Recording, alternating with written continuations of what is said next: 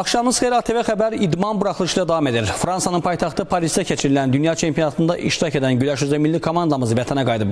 Komandamız Heydər Əliyev Beynəlxalq Hava Limanında böyük coşku ilə qarşılanıb. Xəbər verdiyimiz kimi güləşçimiz Hacı Əliyev karyerasında 3-cü dəfə dünya çempionu olmaqla adını Azərbaycan güləşinin tarixinə yazdırıb. İndiyədək bizim pəhləvanlar arasında 3 dəfə dünya çempionu olmağı yalnız keçmiş SSR dövründə Məhiyyəddin Allahverdiyev bacarmışdı.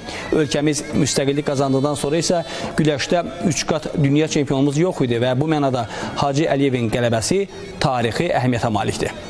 Ümumiyyətlə, fərqli dünya çempionu yox. Bütün çempionluqlar hər bir idmançı üçün uğurdur. Sevinirəm 3-cü dəfə dünya çempionu olduğum üçün.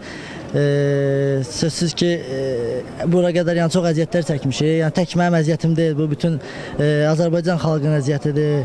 Cənab Prezidentimizin idmançıya olan qayğısıdır ki, şükür Allaha bugünkü gün bu nəticələri var. İstər milli komandanın məşqçiləri, istər şəxsi məşqçilərim, hər birinə təşəkkürümü bildirirəm ki, yanımdadılar hər biri.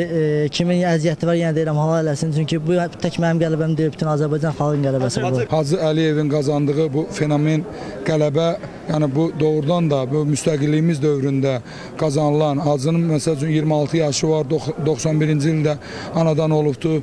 Bu illər ərzində bunun qazandığı 3 dəfə arxa-arxaya qazandığı bu qələbə doğrudan da çox möhtəşəm qələbədir.